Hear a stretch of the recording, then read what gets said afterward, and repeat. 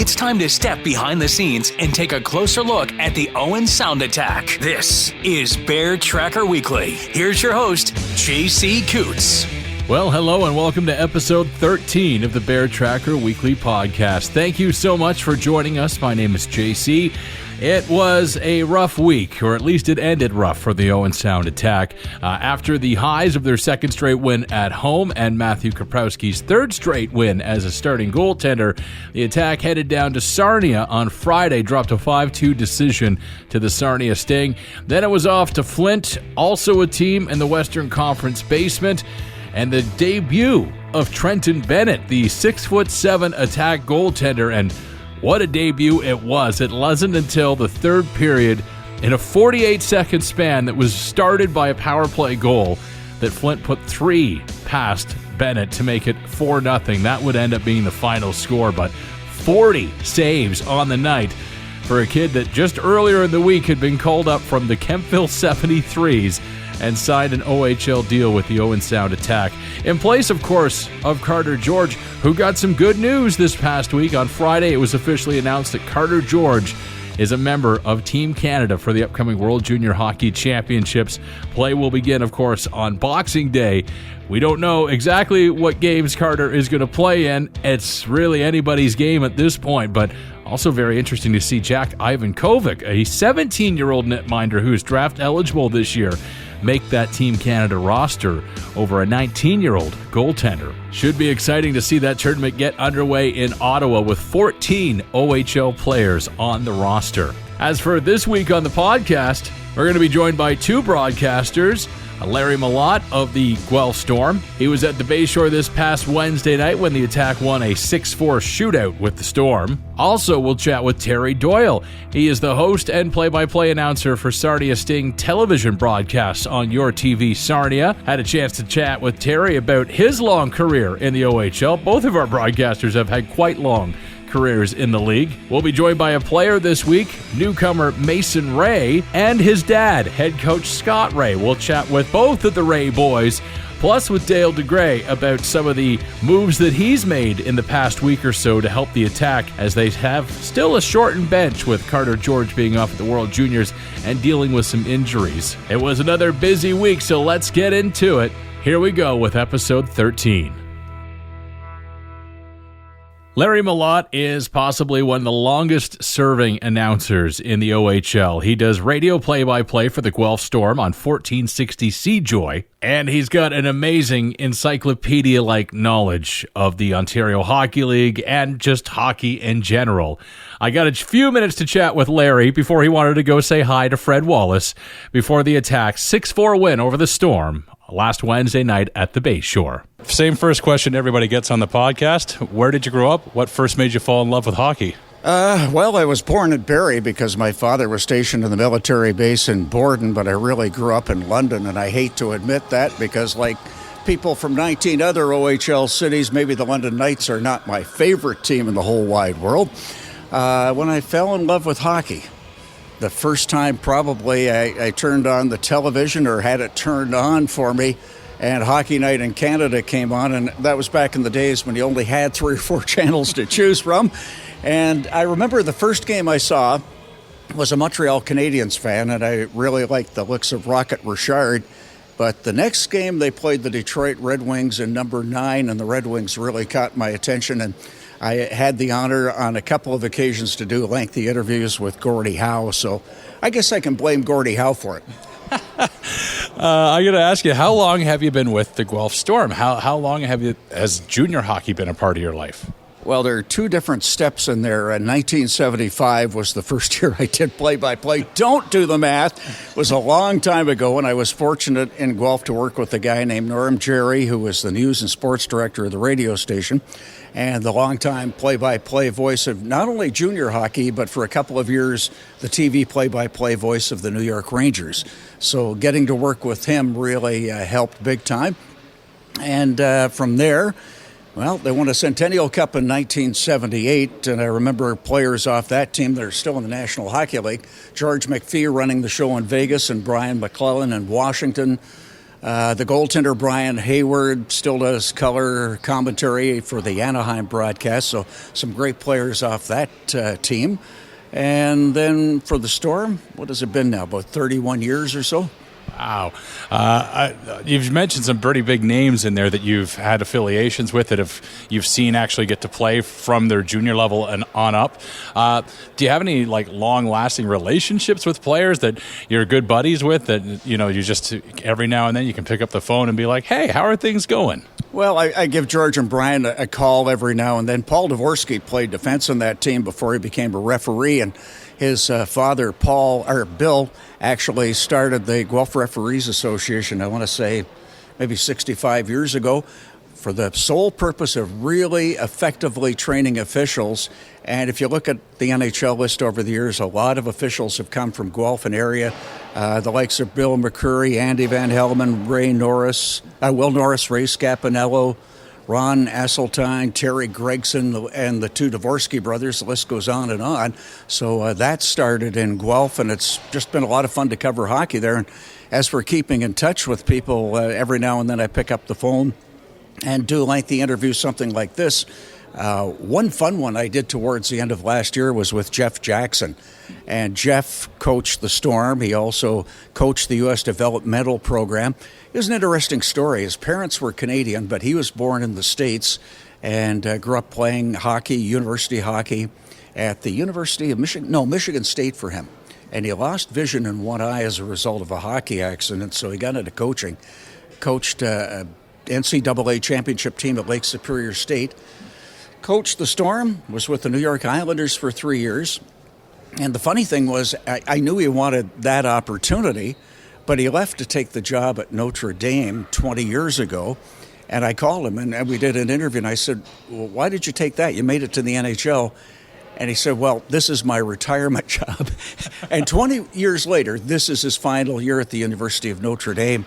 And I recall the one line that really stuck out in my mind. He said every day he went to his office, he passed the football stadium where the University of Notre Dame Fighting Irish played.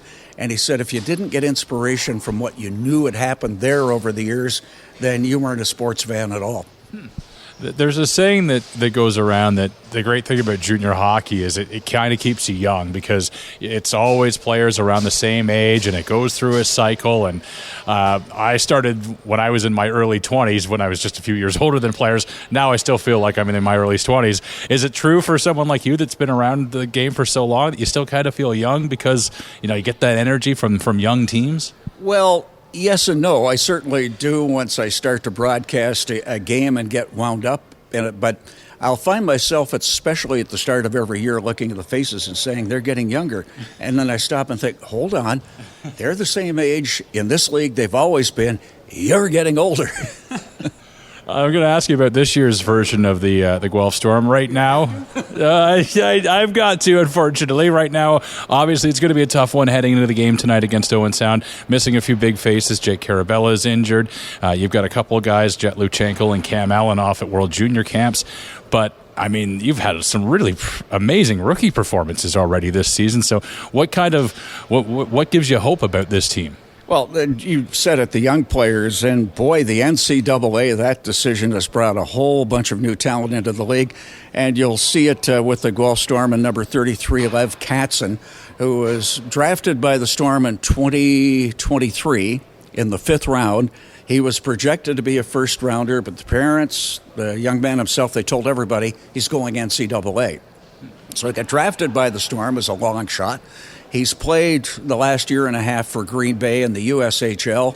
He's committed to Penn State, but when the NCAA decision came down, he signed with the Storm, and he's had 2 goals and 6 points in his first 3 games, and tremendously skilled. Beyond that, they have a lot of good young forwards and a couple of good young defensemen. And I was running down the roster, I guess, this past weekend, and they could have something like 18 players back for next year. So it's been a struggle this season, no question about it. It'll be a struggle simply to try to make a playoff spot. A lot of it has had to do with injuries and illness and just, quite frankly, being a young hockey team. Braden Gillespie, you've still got him, though, one of the standout performers last season. He's had a little bit of issues, though, this year in the net. Is that just a reflection more so of the young skaters in front of him, or has he lost anything, do you think? Well, he hasn't lost a whole lot. When you said he has issues with the number of turnovers and 2-on-1s that he's had to face. It has a whole lot more to do with what's happening in front of him than what Braden Gillespie is doing. Quick little story about Braden. I've always told people who haven't seen him before, watch his glove hand, because he was a shortstop for the Toronto Junior Jays, and he had to choose between baseball and hockey, and he was an outstanding shortstop, and you can see it in the way he plays with his glove hand. Do you think that, based on everything we just talked about, that this is a team that might be able to find themselves squeak into the playoffs, or are they going to be in trouble, especially with this now likely Cam Allen and Jet Luchenko possibly staying with Team Canada for a month? Well, it's hard to say, but I take a look at the records, and Owen Sound, of course, has struggled. Flint has struggled. Sarnia struggled. The Sioux is not too far ahead of the rest of that pack. So they're going to have to string some wins together. There's no question about it. If you want to take a look at why Peterborough is last in the East and the Storm are last in the West, take a look at the road record of both teams. And the Petes have won 1 game on the road. The Storm have won 2. And the 2 were the first game here on September the 28th in Owen Sound. And they won November the 6th in Brantford. And there have been no road wins since then. You've got to be able to win away from home every now and then, because unfortunately they don't let you play all your games at home. Unfortunately, too, you just mentioned that one road. One of those 2 came in Owen Sound, so they already know how to win here. So might not be good for us tonight, but definitely still some movement to happen in the bottom of that Western Conference with those teams you mentioned. Larry, thanks so much. We appreciate you taking the time to talk. Thank you. No problem.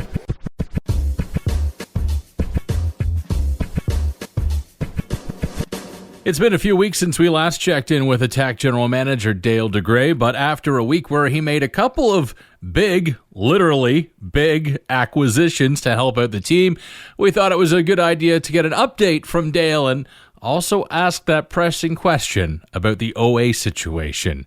Here's my chat with Dale DeGray before the Attack's 6-4 win over the Guelph Storm this past Wednesday night. The team obviously got a bit bigger this week, a 6'8" goaltender, a 6'4" center. Let's talk about Trenten Bennett, first of all, goaltender coming out of Kempville 73s. Your thoughts on him now that he's part of the team and going to back up Matt Kaprowski for, Carter George is at junior camp. Yeah, it's something that we were actually considering doing this out of training camp, but when he went from junior B to tier 2 out in the Ottawa area, it sort of didn't really lend itself for us to do it. And but with Carter, going to the World Juniors and hopefully sticking there and staying there, we're going to have about a month's worth of hockey that still has to be played and 9 or 10 games. So it was an easy decision from our end. And Trenton's gone out there and he's played very well. Obviously, his size is remarkable. And to be athletic along with that is really incredible. And I'm looking forward to seeing him get into some games. I know he's going to be excited about it, and it'll be something for us to watch and to see how maybe it plays out for him down the road with us.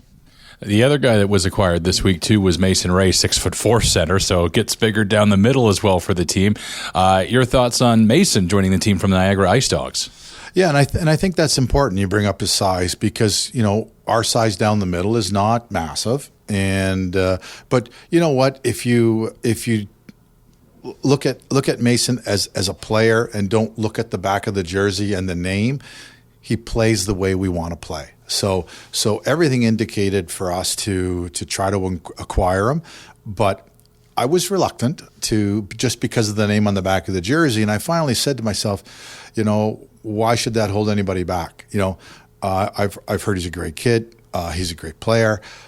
He brings size. He brings the tenacity that we play in.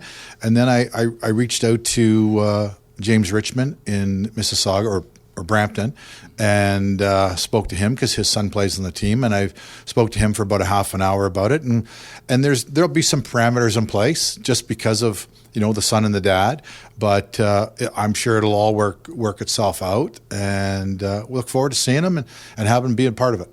Is this I guess this might be one of the first times in team history where you've got that dynamic of a father and a son, that one works in the organization, in this case head coach, and now a son has come in. Is this kind of the first time you've experienced that? Well, it's definitely the first time I have. I'm reluctant to say it may have happened already in the organization with Paul McDermott and maybe Lane McDermott, possibly, but maybe not. So no, it is, and the other side of it too is really with having a father or a father that's played in Owen Sound before. Delisle is the same thing. A son now has come back and played in Owen Sound, which I think is pretty cool in itself. Yeah, it's good that there are kind of that family familiarity for some of the players that are starting to come back, and I'm sure we're going to see more of it in the future. Let me ask you about two guys that are still on the rehab, Connor Smith and Alec Leonard, both big guys, big holes on the blue line that they have left. Is there any kind of an update on when we might see either one of them back? Yeah, I would love to say next week, but if Andy Brown was here, he'd be kicking me in the shins. So no, it'll be after Christmas, and I think that's the wise thing. Why push them for one game when you can have another 10 days off and rehab that way? So I think after Christmas would be what we're looking for, and be excited to get them both back. One thing I'm sure you're not looking forward to is you're still going to have to make a decision because you've got 4 OAs.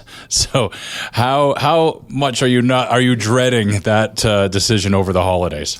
Well, thanks for reminding me. But that's all part of it. And I get lots of calls. There's lots of interest in a number of the overages. So it'll just be interesting to see how it plays out. But all decisions that we're going to have to make at some point, and hopefully we'll make the right choice with the right team to get the right players and or picks to make us better. The one thing that's been consistent about this team is the effort seems to be there every night. Even they've lost a lot of close games, 1-goal games. So I'm sure that despite seeing the record, you've still got to be happy with where things are at. And I'm sure the fans are pretty excited too, because it seems like the general consensus is they like watching this team. Well, I can tell you from my standpoint, and I'm not here for every game, but I do look forward, whether it's on the road when I watch them or come here to watch. You're right. It's an exciting team to watch, and the effort is always there. And I could probably count maybe 2 or 3 games this year where maybe it was a little disappointing.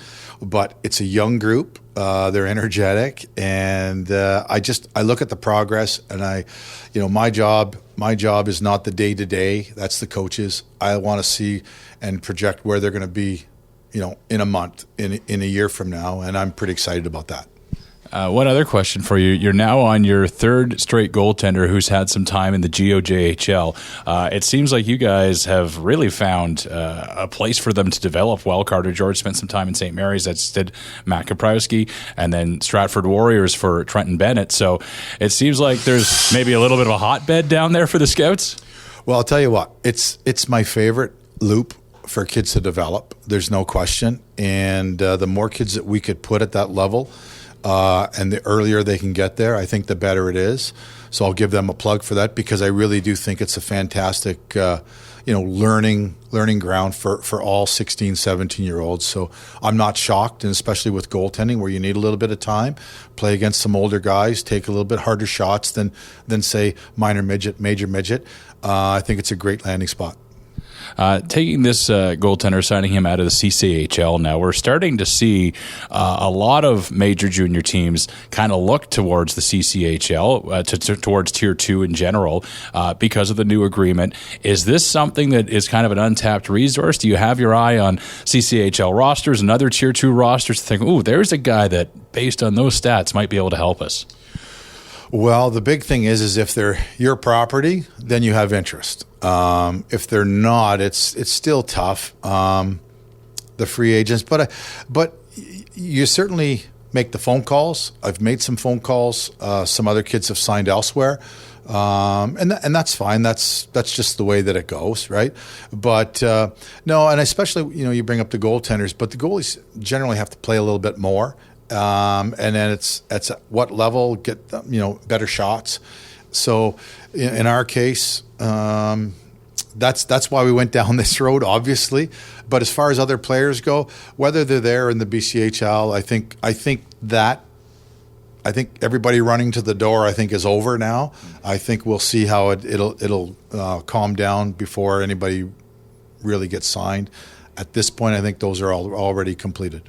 This is probably the last chance we'll have to talk to you before Christmas, so I'll just ask, what's on your Christmas wish list this year? Dale, what are you hoping for? Well, I hope the overage market is good to us because we obviously have to get rid of one, and I think it will be. But no, I just hope everybody's safe and healthy and come back for us to be like really make a good push for the second half, and I'm excited about it. I'm excited to see what can happen if it's a couple of little tweaks here and there. I think we'll be better for it, and we'll see where we're at. Dale, thanks very much. Anytime.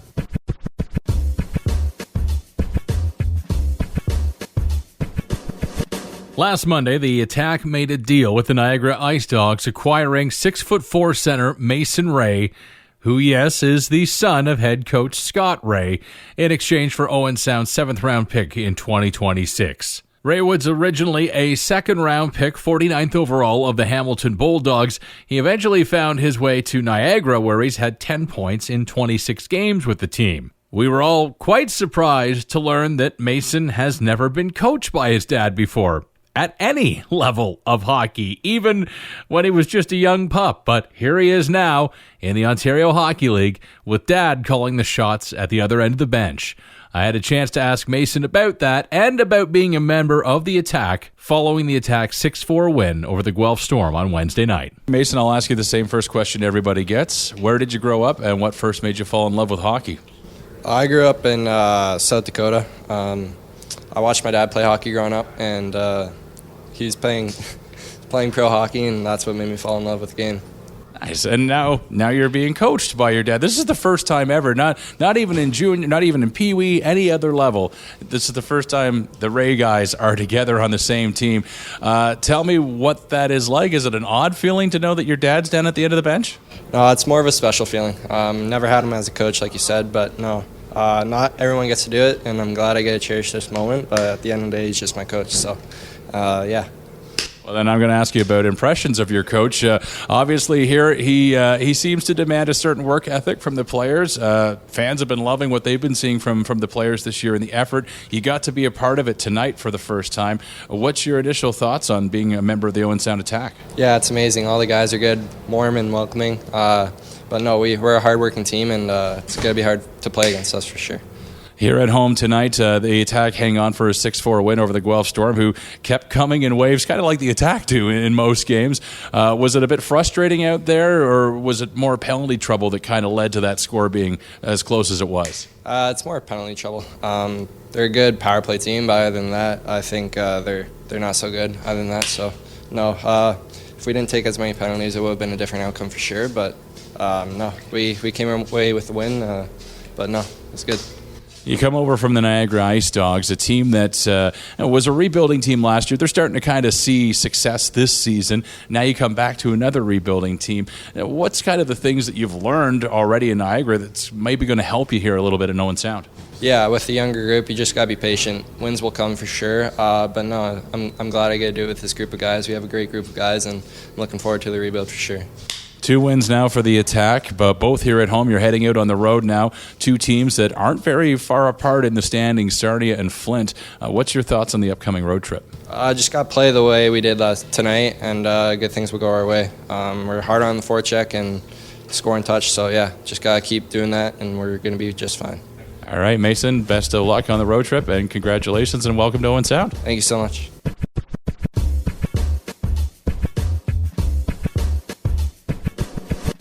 Well, we just heard from Masen Wray about what it's like to now have his dad as a coach.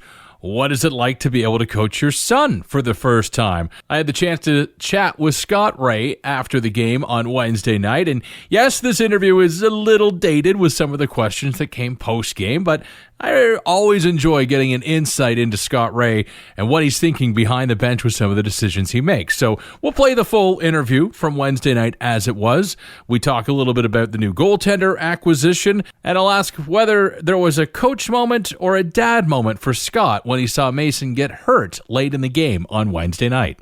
Coach, I'll start by asking you about the game tonight. It was close on the score sheet anyway, but kind of penalties were the difference maker for the Guelph Storm, getting 4 goals, 3 of which came on the power play. Just your thoughts on the game tonight for your team. Yeah, I thought we had a really good first period, and then we got a little emotional in the second, and let the penalties start to build up. And when you're having a certain defenseman go in there 3 times, it's hard. And those are young mistakes, and we just want to clean that up. And I know Big Kelsey's not trying to be in the box all night, so we're just we're learning that as a group and as a young group. And we bent, but we didn't break. So that's kind of the story of tonight. Matthew Kaprowski gets the win tonight, second in a row for him. Looking pretty good out there, actually.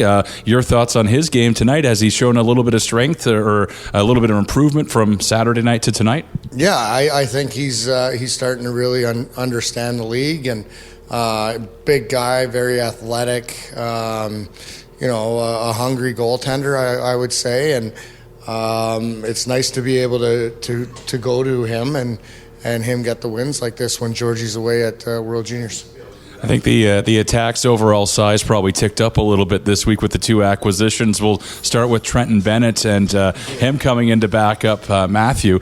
Your thoughts on Trenten as a goalie and what you think he'll bring to the team if he gets a chance in net? Size. He'll bring size. No, we were actually just talking about it. His first real practice was yesterday, was splitting duty with Georgie before he left. Very athletic, great hands, and massive, right? So when we're excited to see some structure in front of him.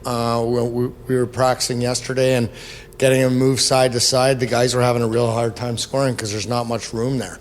So, it'll be interesting. I've never seen a goalie that size in my life, so he has to duck to get under the door. You've got back-to-back this week in Sarnia and Flint. Is there a chance that maybe we see Bennett make a start? Yeah, Bennett will be playing in Flint. Yeah, right. Yeah. We're going to go back with Kaprowski on Friday in Sarnia. It's close to his hometown, and it'd be nice for his family to see him play. And then we'll go with Trent on Saturday. I'm going to ask you about the other acquisition, too. You get bigger up the middle with a 6'4" center. You know him a little bit. Masen Wray comes to the team. This is the first time ever that you've been able to coach your own son. Yeah, I've been coaching other people's kids. So, it was probably easier today to coach him than it was to coach against him. I found myself watching him and seeing what he was doing more than I was coaching. So now that he's just another number on the bench, I just got to keep him in check, that he's in the right structure and playing our way, and it was actually very natural today. I know you're always going to be Coach Scott, first of all, but when you saw him block that shot late in the game and go down, did Dad Scott kind of come out for a minute? Not really. I know his mom's in the crowd, so she'll probably be worried about him, but it was a timely block. Like, we needed it. Cormier made a really good block, I think, before or after it, and that's why they're out there. They're out there because they're big bodies and they're in the way, and it's just one of those things. It's a hockey play, and when you get up, you're okay. Away you go. I'm not sure that Masen necessarily made it on the score sheet tonight, but his line mates, you made a little bit of a shuffle there. Cormier gets a goal for the 4th game in a row. Hookie, who hadn't had one in a few games, gets 3 tonight. So must have been nice to see with that move that spark was actually pretty well lit. Yeah, and I'm not going to take the credit. I walked into the office and Brandon Shaw and Regan O'Grady had lines all drawn up, and I asked them what they were doing, and they said, this probably gives us the most depth that we've had all year. And I said, well, let's try it. And I got to hand it to them. I think Hookie owes them a dinner because, it's funny because Hookie hasn't scored in a little bit, and who assists on it? McHugh twice, and they're off each other's line. So it's kind of ironic that way, but it's nice to see him get off the schneid. You've got 2 games coming up on the road this weekend. Of course, Sarnia on Friday, Flint on Saturday. A real good chance for you guys to make this 4 wins in a row. What are your thoughts on those 2 opponents and what it might take to come away in the win column? Well, I think they're going to be ready. Like, Sarnia's going to be ready on Friday. They know we're nipping at their heels. I know they were in overtime today and with Flint, so we got to be ready to play like we did in the first for 60 minutes and just play our brand of hockey.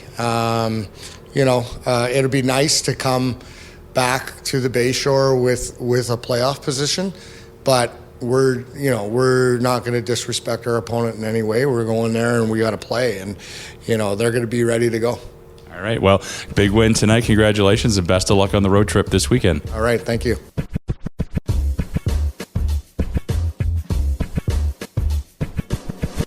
I think this might be the first time where we can check the radio box and the TV box for an opposing team this season. Earlier this season, when the Sarnia Sting were in town, I had a chance to chat with radio play-by-play announcer Lee Cunningham. This past week, with the Attack headed down to Sarnia, I thought it was a good chance to catch up with Terry Doyle. He, of course, is the host and play-by-play announcer of Sarnia Sting games on YourTV in Sarnia. He's been around the OHL for a long time. In fact, even during my first go with the Peterborough Petes all those years ago, Terry Doyle was then a fixture in the Ontario Hockey League and still is to this day, and still one of the nicest guys you'll ever chat with. I had a chance to talk to Terry this past Thursday before the Attack headed down to Sarnia for a 5-2 loss Friday night. First question everybody gets on the podcast: where did you grow up, and what first made you fall in love with hockey? Peterborough, Ontario is the homestead, and I was one of those, I played, Peterborough had church league hockey, City League and church league. I was church league hockey. I was a stay-at-home defenseman. They told me to stay at home, it felt like half the time, but I did that. And then I was 13 years old and I was doing camera for what's now YourTV in Peterborough. And I was doing camera for Peterborough Pete's games. And I still remember I started on a secondary camera. And then the main camera operator left. We were all volunteers at the time. Main camera operator left partway through the first season.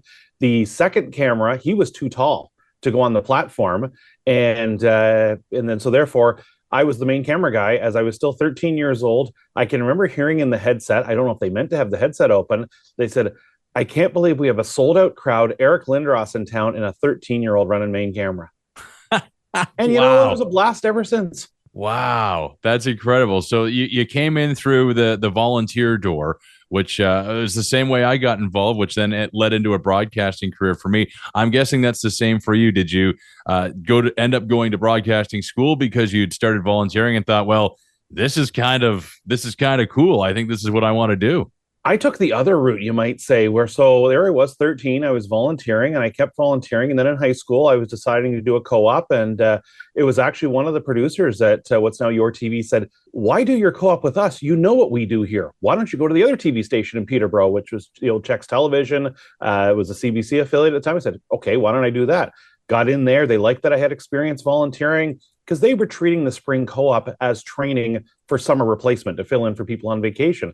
So I did behind the scenes work, but I also got a chance to do on-air work with YourTV at the time and just continued right along. I remember doing curling. I did some minor hockey stuff. And I had a guy by the name of Grant Wade who he was the announcer at the horse track in Peterborough. He would volunteer to do some on-air stuff, but he would take the back seat. He would let me be the lead. And at the time, I was too young to know what he was doing. Realized later, no, he took the backseat to let me be the one to do the intros and in and out of breaks to get that experience. And then he was there to catch me afterwards. Unfortunately, he passed away many years ago, so I never got a chance to really thank and recognize him for what he did. But it just kind of continued right along. And then I was at that CBC affiliate in Peterborough part-time and then full-time for 12 and a half years and had some conversations with the Cogeco network about some stuff and was doing the Pete's games in Peterborough and working basically both stations in Peterborough. We talked about some full-time opportunities and then they approached me to say, "We think we have something that might be a fit for you, but you're going to have to move." I'm like, "Okay, what's up?"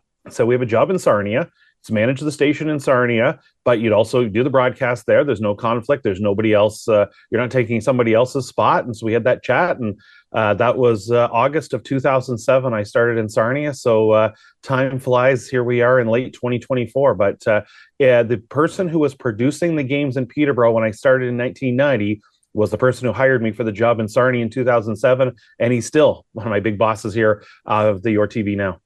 Wow. It's that first of all, incredible to have such a long go in broadcasting, because we do know that the industry is changing, and we're losing a lot of our colleagues every day, it seems. But just that story just proves to people that, especially any young people listening, that think, well, where's my volunteering going to go? Eventually, it could go pretty far. You never really know what the future can be.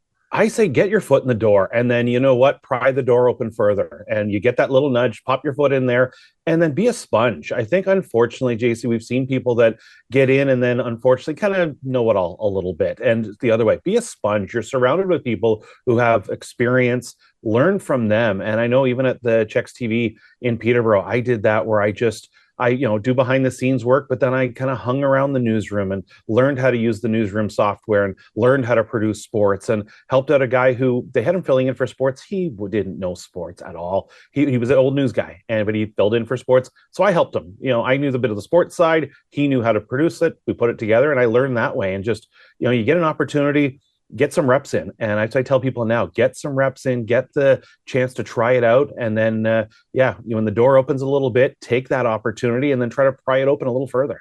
It's amazing that the longevity that you've had in this league. And when I was first introduced to you, which would be, I think it was either 2008 or 2009, working with what's now YourTV Peterborough, working on the Pete's broadcast.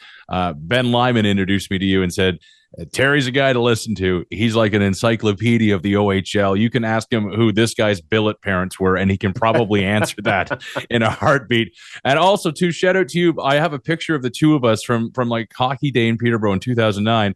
You have not aged at all. You're like the Paul Rudd of the OHL. So great genes, sir. Good for you. The e-transfer will be on the way, JC, as soon as we're done the interview for that. I appreciate it.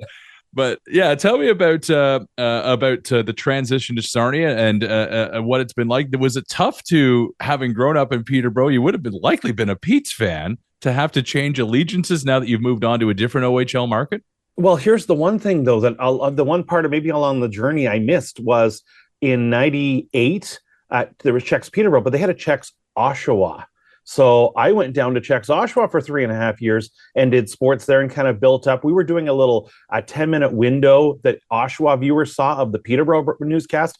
Then we grew that into a full half hour of our own. So I was doing sports there.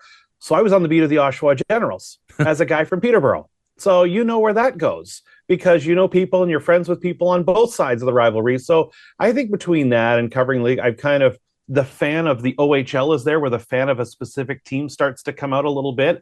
But at the same time, sure, Peterborough's still near and dear. It's always exciting when the Petes come to town, and Brian Miller, their longtime athletic therapist, trainer, is still there.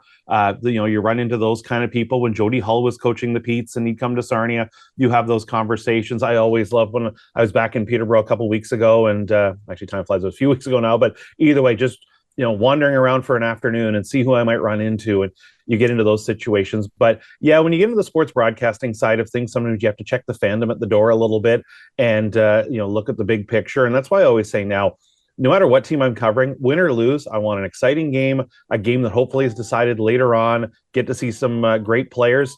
But yeah, at the end of the day, I don't have the pressure of wins and losses, and the sun still comes up for me in the morning one way or the other. I'm going to ask you about this year's Sarnia Sting team, because Owen Sound is, of course, headed down there to play them on Friday night. We're taping this on a Thursday morning. Hopefully, the Owen Sound Attack make it there out of the blizzard.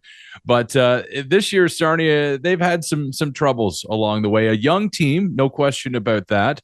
But what's some of the positives about this year's Sarnia Sting roster? Well, here's the thing. If you said on Labor Day, when the Sarnia Sting training camp opened, that December 12th, the Sarnia Sting would be 8th in the OHL Western Conference, competing for a playoff spot, most people would have said, okay, I'll take it. And that's the funny thing, and the reality check for people, where I can tell you right now, a lot of people in Sarnia are grumpy. And from that standpoint, and some people, they complain they've been a 25-year season ticket holder and never seen a championship. That doesn't control this year's team, or doesn't change this year's team. They started out very well, 6-2-2 early on in the season, and then November hit and down they went. So I kind of say, okay, if the bar was 8th place, the way they started the year felt like they'd be middle of the pack. Maybe you compete for a home playoff spot because they were higher in the standings. Then they've been very poor the last 5-6 weeks. So the reality is somewhere in the middle of those two things. And I think people forget that if you look at the big picture of the season, where they are right now, competing with Guelph, competing with Owen Sound, competing with Flint, if you said at Labor Day, that's where they'd be. So that makes a lot of sense. The Sting, Luke Fisher, their captain, their only NHL draft pick, missed over a month of games with an injury, missed a couple games with a suspension as well. They've had plenty of injuries on the back end. They've had different injuries up front as well, yet still just hanging around.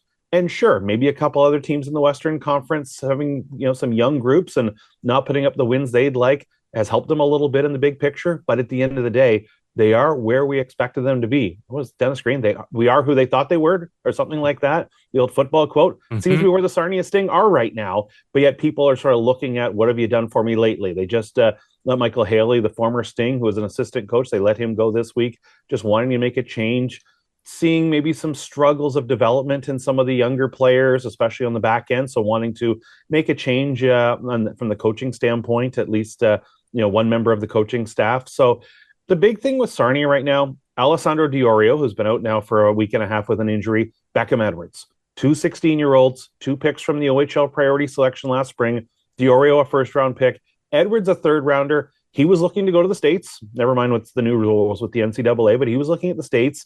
But the Sarnia Sting made the pick, and he came. And that was the big thing now. Has been leading the OHL in goals at times this season, Edwards has, and that's who they can build off. And now the 17-year-olds, that's where maybe they were just looking for a bit more development from them, and maybe their growth has stagnated a little bit. But Ryan Brown, who was the first-round pick in 23, he had a rough start to the season, but his last 5 or 6 games have looked a lot better. As we talk, he has 3 goals in his last 3 games, and I think that's where we're going to see now. If they can start to grow, they were gripping the sticks tight, as this cliche goes, but I think now. But it's Sarnia fans are an interesting group, JC. It feels like, I joke, when Jordan Kyrou was the OHL Player of the Year early that season, I was sitting at a restaurant, people are complaining about Kyrou, and I just had to look at them and say, this is why Sarnia can't have nice things at times. He's leading the OHL in scoring, and you're complaining about him. It's an interesting market, I will say that.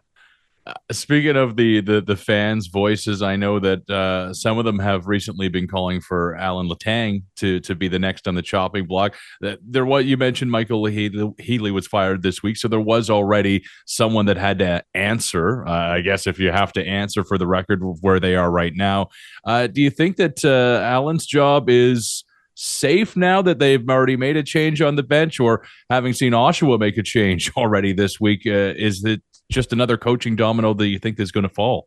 No, I think Alatang's job, I'd be shocked if they made a change from that standpoint. You look at the roster. They are dominated with 16 and 17-year-olds. It's what the coach has to deal with and has to work with. And then you add the circumstances with the injuries they've dealt with and some oddities from that end. I don't see Alatang's job in jeopardy whatsoever. And it's just, it's what have you done for me lately? But you look what he has to deal with. This is the Sarnia Sting paying for the run to the Western Conference Final 2 seasons ago. Of course, in against the London Knights, they lost there, but they loaded up. And they made the big trade with the Steelheads, for example, when they brought in Luca Del Balbaluz and Ethan Del Mastro, 2 big guns, and they brought in some other players as well. Traded away some guy named Porter Martone. People in the NHL are now learning about him and are going to hear his name very high next summer. Angus McDonnell went in that deal as well. And they made other moves of younger players or picks going away. This thing knew they had to go for it, but they knew they'd be paying for it for the next couple of years. They're just paying for it right now. And people who know the game know that, it's not a coaching situation in the big picture. The thing they may be missing as we're talking right now on the coaching staff is someone who is a career coach, I say. Someone who's worked their way up coaching. Lately, no offense to Haley. Haley's, he's not responsible for this, but they knew they needed to make a change. Dustin Jeffrey, Michael Haley, the 2 assistant coaches, just recently out of playing and kind of jumped into that role versus having someone. I think that would be a big benefit if they could get someone who's come up through the coaching circles and more coaching experience to assist Letang. I'll ask you this, looking into your crystal ball, do you see the Sarnia Sting as being a playoff team this year? I think they'll be right in the thick of things. You know what? You put a gun to my head and say you have to say one way or the other. That's the tough one but I think, are we here on March 12th and still a playoff spot up for grabs? I would think so. That's where I think right now that would not shock me that final week or, into March break, for example. I know the Sting have 3 home games, Sunday, Wednesday, Friday in March break. I could see that right there determining whether or not they're going to make the playoffs right down to the final stretch. I don't think the way they've been playing, I still think they'll hang around. I'd be shocked if they were eliminated early. I'd be shocked if they locked up a playoff spot early. I think it'll come right down to the wire. I think you might be right about that, especially from the standpoint of an Owen Sound Attack guy looking at the same standings in the same race. And I think, it could be a coin flip between these two teams. If they make it, maybe they don't. Maybe it's Flint and Guelph getting in. It's really a rat race in the bottom of the Western Conference right now. It is definitely interesting. It's sort of the top end of the West, a little bit of the middle, and then the bottom teams, but some young group teams that are obviously, the Attack. Obviously, they've had the turnover from their standpoint. The Sting have had the turnover, and that's where, Flint as a team, people thought early in the season Flint was going to be up there. Honestly, I didn't see it. And Flint is where I thought they'd be about right now. But did they pull away from the other teams to now maybe tighten it up, or maybe the 8th spot is the only thing that's up for grabs down the stretch between, say, a Guelph, Owen Sound, and Sarnia? Or does one of those 3 teams, pick up their socks in the new year and pull away? But other than that, I still think we're going to see a 2 or a 3-way race down the stretch. I'm going to lean on your experience for a second as a guy that has seen a lot of action in the OHL and ask you about the version of the London Knights that you see this year. Is anything going to stop them? Are they just Memorial Cup or bust at this point? Well, you talk to them, they were Memorial Cup or bust after last year, and Josh Bloom scoring that goal late in the third period to give Saginaw the win. Bloom was this close to being a London Knight right before the OHL trade deadline. He was about to sign with London as he was a free agent, and then he signed back with Saginaw. And, very interesting how the hockey gods work sometimes from that standpoint. But right now that's a machine, and they're going to add, they'll look around. They don't need to add much, but I'm sure they'll look to see, okay, can we plug a hole here or plug something that if we had a guy go down in the playoffs or late in the season, next man up type situation. Austin Elliott came over from the Western League. That goaltending was certainly a question mark coming into the year. They think they've got that solidified. You never know. At the deadline, do they add somebody else? Do they do something else? But right now it's hard to see someone else, at least in the Western Conference, knocking off the Knights in a 7-game playoff series. They are certainly very interesting to watch with a Cowan and a Barkey and a Dickinson and a Bonk, and you name it, right down the list. Halton comes back from San Jose as well. The one thing that if they're going to be stopped, it'll be themselves. And I can go back to the 2014 Knights when they were hosting the Memorial Cup, and they'd been to the Memorial Cup a couple of times before as OHL champions. That team lost in the playoffs and just seemed disinterested. A lot of the guys were veterans. They'd been there before. They were looking ahead to their pro careers. And sure, they had a couple guys who were brought in that were hungry, but they just seemed disinterested. And that would be the only thing that would stop this group. I think, right now, stranger things have happened, of course, in hockey. But if they get disinterested, seeing a lot of those guys, the Dickinsons, the Cowans, the Barkeys and that, I'd be shocked if they did get to that point, unless an injury hits or something like that. Well, Terry Doyle, a fascinating conversation about the Sarnia Sting and some of the OHL. Appreciate you taking the time to chat with us today, sir. Hey, anytime.